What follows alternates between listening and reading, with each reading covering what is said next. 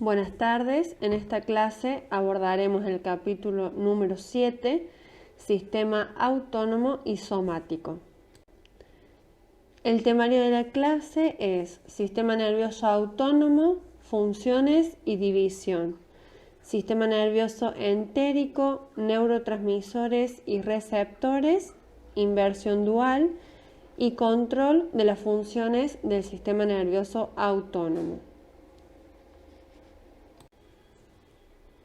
El sistema nervioso se divide, como hemos visto anteriormente, en central y periférico. El sistema nervioso periférico se divide en sistema nervioso autónomo, que comunica con órganos y glándulas internas, y a su vez se divide en una división simpática y una división parasimpática. El sistema nervioso somático, que es el encargado de comunicar órganos sensitivos y músculos voluntarios, se divide en sistema nervioso sensorial y sistema nervioso motriz a partir de las fibras motoras. A continuación abordaremos sistema nervioso autónomo. Este sistema permite el control preciso y fino de las funciones de muchos órganos y tejidos, incluidos el músculo cardíaco, el músculo liso y glándulas exócrinas. Se lo denomina sistema motor visceral para poder distinguirlo del sistema motor somático y trabaja de manera involuntaria. Funciones del sistema. Actúa principalmente a nivel subconsciente. Es responsable de los reflejos viscerales, es decir, que tiene respuestas inconscientes y autónomas, y estas respuestas son más lentas que los reflejos somáticos, y junto con el sistema endocrino mantienen la homeostasis del organismo. En cuanto a la división del sistema autónomo, decimos que se divide en una parte simpática y en otra parte parasimpática. Esta división se realiza con base en diferencias anatómicas, diferencias en neurotransmisores y efectos fisiológicos. Originan efectos opuestos en la mayoría de los órganos y por ello se consideran antagonistas fisiológicos. Ambas divisiones trabajan en conjunto y el balance de sus actividades mantienen un medio interno estable. División simpática.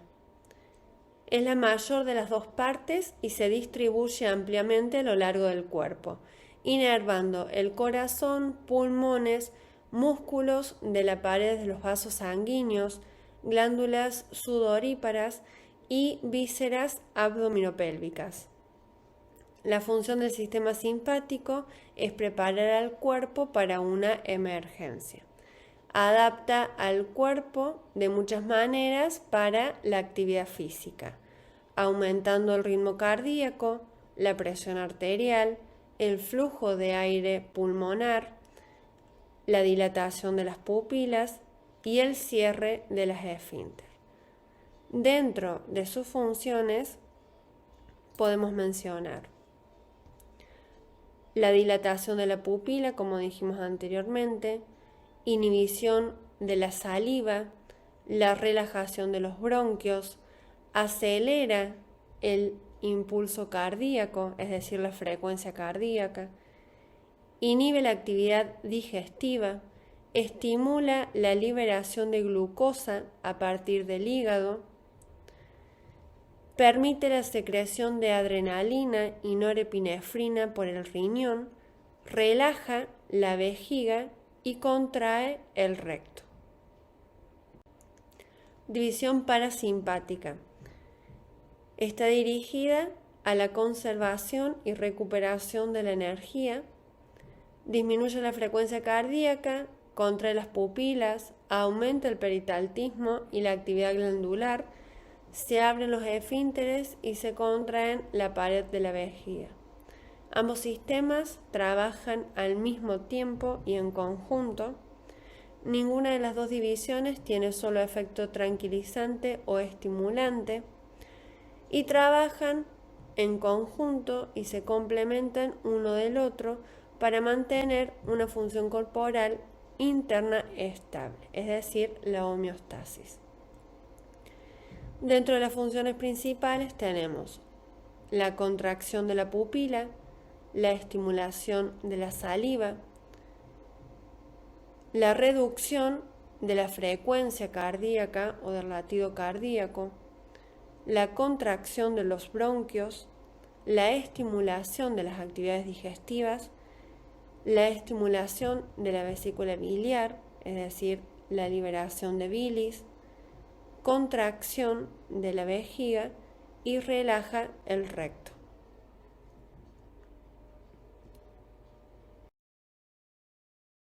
Ahora abordaremos sistema nervioso entérico.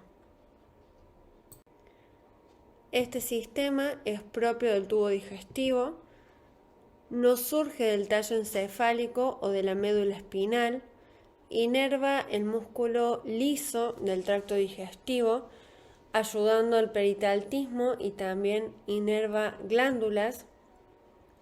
Tiene sus propios arcos reflejos debido a la existencia de miles de neuronas que se encuentran distribuidas en la pared del tubo digestivo.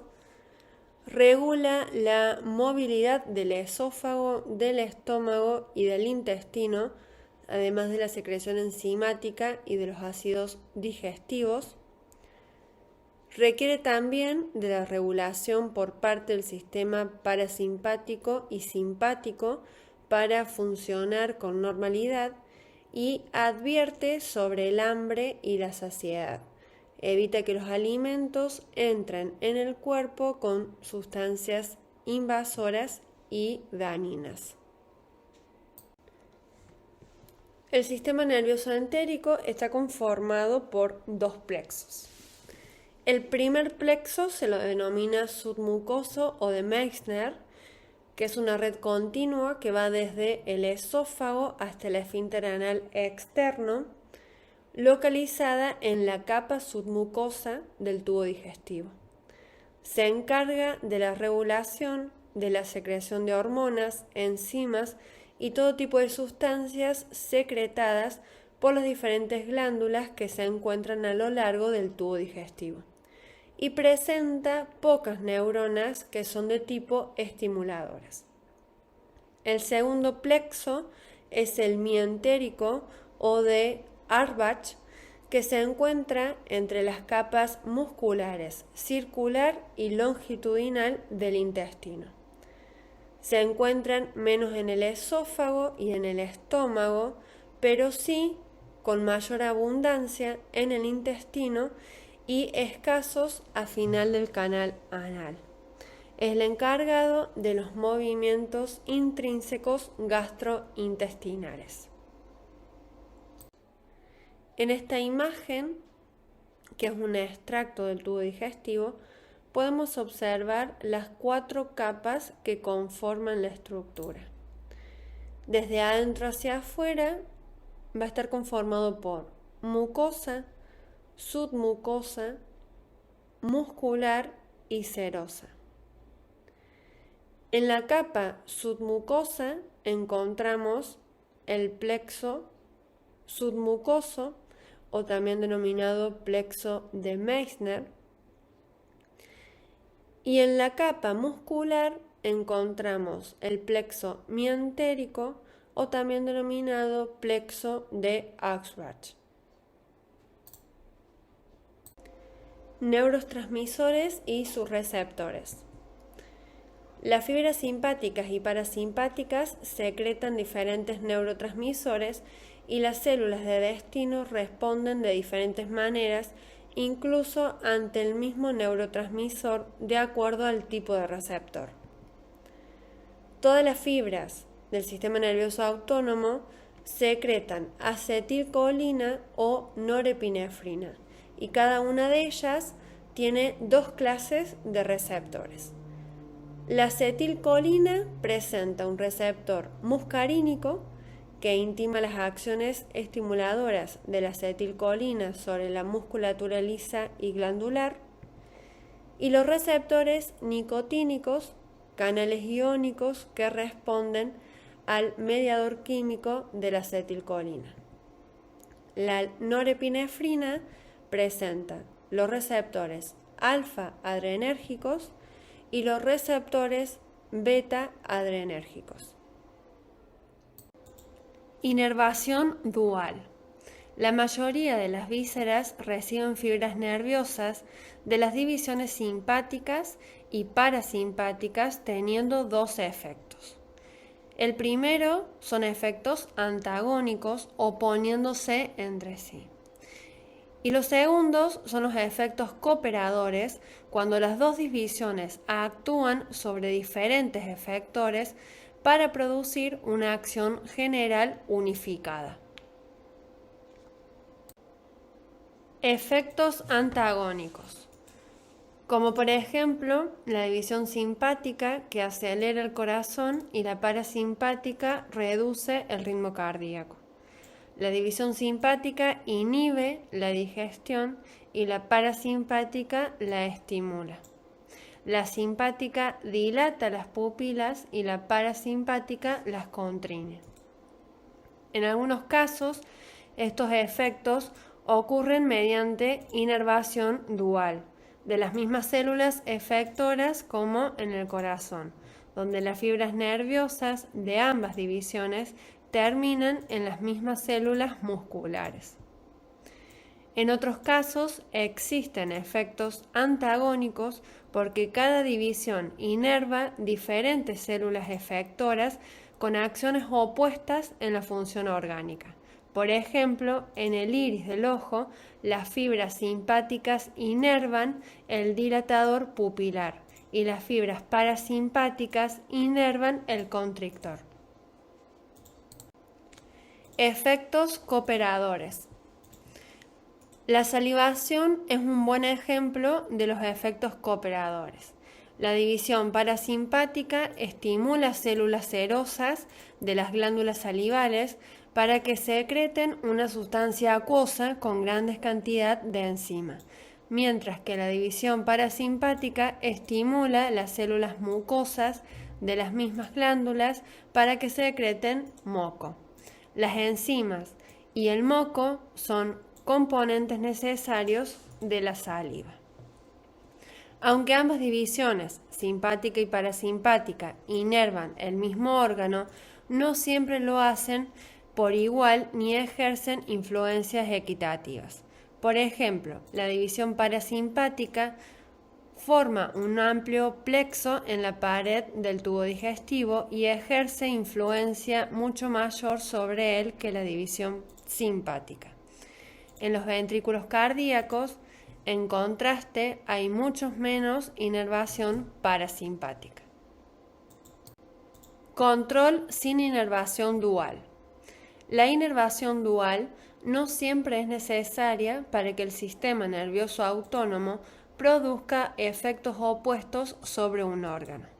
La médula suprarrenal, los músculos pielorrectores, las glándulas sudoríparas y muchos vasos sanguíneos solo reciben fibras simpáticas. El ejemplo más notorio del control sin inervación dual es la regulación de la presión arterial y las rutas de la circulación sanguínea. Las fibras simpáticas que llegan a los vasos sanguíneos tienen un tono simpático basal que mantienen esos conductos en un estado de constricción parcial llamado tono vasomotor. El control simpático del tono vasomotor puede desplazar la circulación sanguínea de un órgano a otro de acuerdo con las necesidades cambiantes del cuerpo. Control central de las funciones autónomas. La corteza cerebral participa a través del sistema límbico, que proporciona una ruta que conecta experiencias sensitivas y mentales con el sistema nervioso autónomo. El hipotálamo se puede activar la respuesta típica de pelea o huida del sistema simpático o tranquilizante del parasimpático. Mesencéfalo, protuberancia y bulbo raquídeo. La respuesta autónoma viaja por todos estos núcleos, por la médula y los nervios motor ocular común, glosofaringio y el nervio vago. Y médula espinal integra reflejos como micción, defecación, erección y eyaculación. El encéfalo inhibe la manera constante de defecación y micción. En esta diapositiva le dejamos disponible la bibliografía utilizada. Muchas gracias.